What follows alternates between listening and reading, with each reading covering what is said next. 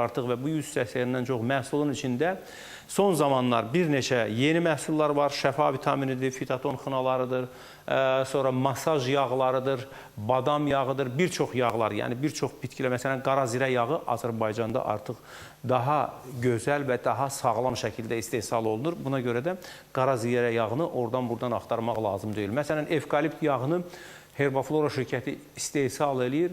Gözəl balzamdır. Bundan da müxtəlif xəstəliklərdə bilirsiniz ki, istifadə eləmə qaydalarından çox danışmışıq. Amma onu xatırladıram ki, bütün məhsullar, o cümlədən də bax bu xınalar, göbələk xəstəliyində, seboreyada, saç tökülməsində, dəri ləkələrində, xüsusən də mən göbələk xəstəliyini ona görə vurğulayıram ki, xına göbələyin düşmənidir.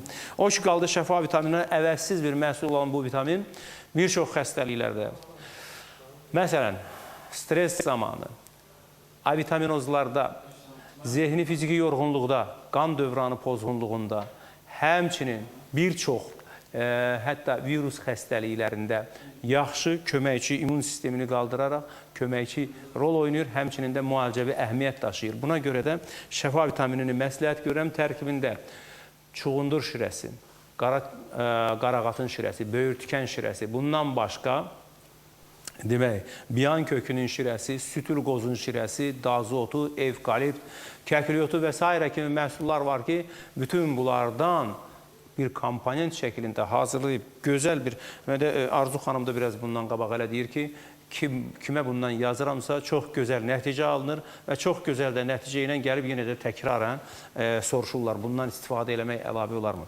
Yəni, bu gözəl bir vitamindir, gözəl bir yığımlardır və bütün bu gözəlliklərin hamısını əldə etmək istəyirsinizsə, ölkəmizin apteklərinə müraciət eləyin. Amma bəzi məhsullar fitoklublarda da var ki, fitoklublara getsəz, topdan satış qiymətinə Herbaflora şirkətinin məhsullarını ala bilərsiniz.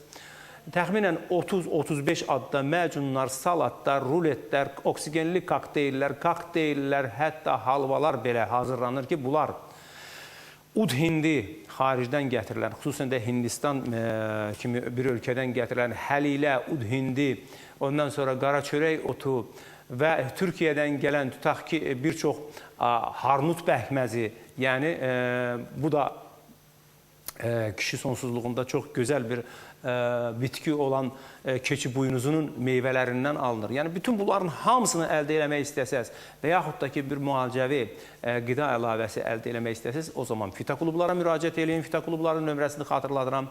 012-561-85-01, 012-492-2346 və Bənövşə Yaşıl aptekinin nömrəsi 012-492-2953-dür. Elə Bənövşə Yaşıl apteki demişkən, Ulduz xanım Bənövşə Yaşıl aptekində oturur və Ulduz xanımın da nömrəsini bilmək istəyirsinizsə 492-2953-dür. Ona görə ki, dünəndə, bugün də SMS-lərin içində Ulduz xanımın soruşursunuz, mən də deyirəm, Ulduz xanım Bənövşə Yaşıl aptekində oturur. Gedib orada onun öz müalicə vasitələrindən istifadə edə bilərsiniz. Elə bax, bu qarşısında olan bir neçə eliksir var ki, bu eliksirlərdən də qaraciyər üçün eliksir, onkoloji xəstəliklər üçün eliksir, həmçinin də ümumi demək, zəiflikdə istifadə olunacaq eliksirlər var ki, ondan sizə təqdim edə bilər. Mənim isə əlimdə tutduğum Herbaflora jurnalı bütün köşklərdə var. Sabah bir gün artıq yeni nüsxəsi çıxacaq. Əldə etməkdə çətinlik çəksəz 012-437-28-10 437-28-10. Bax, bu jurnalın içərisində də o qədər maraqlı mövzular olur ki, o cümlədən də bizim verilişimizdə səsləndirə bilmədiyimiz SMS-ləri bax, elə bu jurnalın içərisində səsləndiririk. O ki qaldı, yazırıq, o ki qaldı metallarla müalicə, uşaqlarda yuxu rejimi, üz dərisi üçün peeling kimi gözəl mövzular var və bütün bu mövzuları əldə eləmək istəsəz, Herbaflora jurnalını əldə edin. Belə ki, məsələn, çuğundur haqqında və yaxud da ki, məsələn, müəyyən qablardan gələn qoxunu necə ləğv etmək olar. Bax, belə bir məqalələr var bu jurnalların içində. Bu jurnallar sizin üçün həm həyatı dərs ola bilir, həmçinin də gözəl, necə deyim, xalq təbabətinin, müasir tibb elminin nailiyyətlərini özündə əks elətdirir. Bizim bu günləri bir balaca SMS-lərimizdə daha çox börək daşları ilə bağlı çoxlu müraciətlər var və bir balaca allergiyalarla da bağlı. Çünki belə ki, allergiyalar bilirik ki, mövsümü olaraq bir qədər də artırlar. Məsələn, dünənlər elə bütün zənglərin əksəriyyəti allergiya ilə oldu. Ki, bəs məndə rinit var, bəs mənim əməliyyatdan sonra mən allergiya olmuşam, başqa birisi dərman qəbulundan sonra allergiya olmuşam və s. Mən istəyərdim ki, Arzu xanım, bir balaca allergiyalara giriş eləyək, sonra telefon zənglərimiz var, onları qəbul eləyək. Buyuruz. Təşəkkür edirəm. Mən bütün tamaşaçılarımızı salamlayıram.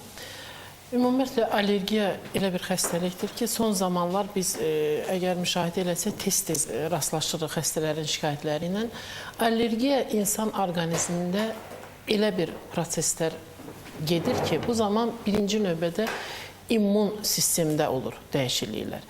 Belə ki, xaricdən daxil olan üzvü və qeyri-üzvü, deyək ki, agentlər deyirik biz buna tibbi dildə və yaxud da üzvü və qeyri-üzvü birləşmələrin insanın immun sisteminə, insan orqanizminə təsiri nəticəsində həmin dediyimiz immun sistemdə baş verən böyük bir patoloji prosesdir. Bəzən allergiya çox adi bir hal kimi baxırlar. Allergiya belə bir problemdir ki, əgər bugün biz onu adicə bir xəstəlik kimi deyil, allergiyanın bədənə daxil olması nəticəsində ümumi bir patoloji proseslər toplusu kimi qəbul edə bilərik. Və əslində normal halda hər hansı bir allergen insan orqanizminə daxil olursa, insan orqanizmi öz immun sistemi, əgər immun sistemi normadadırsa, həmin allergeni dəf edir və insan onu hiss eləmir. Xəstə hiss eləmir ki, bədənində hansısa proseslər baş verir.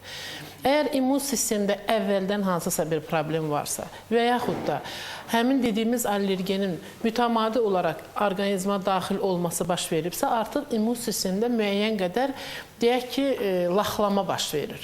Və bunun nəticəsində artıq allergiyanın biz deyək xarici əlamətlərin görə bilirik. Yəni, selikli qışaların şişməsi, qızarması, səpkilər, konjüktivit. Bu da orqanizmin reaksiyasıdır. Bəli, bəli. Yəni, o formada artıq mən bəzən xəstələrə izah edirəm ki, xaricdə gördüyünüz bütün bu səpkidirmi, üzdə gördüyünüz ki, onun hamısı təsəvvür edin ki, sizin daxili orqanlarınızda da var. Və bildiyimiz kimi insan orqanizmində immun sistemdə rol oynayan əsas orqanların biri də qaraciyərdir. Başqa digər xəstəliklər nəticəsində, əgər qaraciyərdə problem yaranıbsa və qaraciyərin süzmə qabiliyyəti, detoksikasiya qabiliyyəti zəifləyibsə, mütləq burada artıq allergik proses, bəlkə də əvvəldən heç bir proses olmayıb, heç bir allergiyadan şikayəti olmayıb və mütəmadi olaraq orqanizmə daxil olan həmin o dediyimiz allergen, həmin o agent artıq öz işini görür və artıq qaraciyərin gücü çatmır, o daxil olan hansısa bir, deyək, indiki halda zəhərli maddə kimi hesab olunur, orqanizm onu parçalaya bilmir. Ona görə də bugün allergiya haqqında danışanda biz təkcə antihistamin preparatları verib onu ləğv etməklə məşğul olmamalıyıq. Birinci növbədə o düşmən tapılmalıdır. Yəni, allergiya nədən baş verir? Bəzən xəstələr, məsələn, belə müraciət edirlər ki, əvvəllər tutaq ki, bir şeyə allergiya var idi, artıq başqa şeylərə də allergiya var. Bu, ona görədir ki, vaxtında müalicə aparılmayıb, artıq sensibilizasiya qabiliyyəti insan orqanizmində dəyişilib və artıq get-gedə allergenlərin sayı artır. Ona görə birinci növbədə ilk əlamətlər hiss edilən kimi mütləq həkimə müraciət etmək lazımdır. Bu da çox çətin məsələdir. Çox olduqca. Müsəlmanı məsələ deyil, bəli. Həkimə müraciət etmək olduqca bir problemli məsələdir. Məsələn, dünənləri SMS-lərin içində bir neçəsi mənə yazıb ki, siz harada deyirsiniz ki, pulsuz müayinələr var, heç yerdə pulsuz müayinə yoxdur. Amma mən şəxsən poliklinikalara gedirəm, öz poliklinikamıza da gedirəm və demək olar ki, mən orada heç kəsə pul verməmişəm və vermirəm də. Səbəb nədir? Yəni, həkimlər məndən heç bir pul istəmir. Yəni, mən deyil, təkcə, mənim ailəm də gedir, başqa bir qohum-əqrəbəm də gedir. Ayrı məsələ, müəyyən pullu xidmətlər var. Hətta poliklinikaların özündə də bilirsiniz, bu günləri belə bir şeylər var. Sadəcə olaraq insanlar düşünməlidir ki, sağlamlığına müəyyən bir qiymət qoyulmamalıdır. Sağlamlığın qiyməti yoxdur. Bunu Allah veribsə və bunun da bizim çalışdığımız nə üçündür? Sağlamlığımızı qorumaq üçün, ətrafdakılarımızın sağlamlığını qorumaq üçün. Və bunun heç bir qiyməti yoxdur. Burada heç bir pulun dəyəri də yoxdur. Ona görə ki, 5 manat, 3 manat xərcləyib, tutaq ki, müəyyən bir informasiyanı almaq sağlamlığı haqqında bu heç də əks olan bir şey deyil insanın can sağlığına. Alo. Təəssüflər reklamı bildirirlər. Biz onda reklamlara ayrılaraq, reklamlardan sonra isə telefon zənglərimizi qəbul edərik.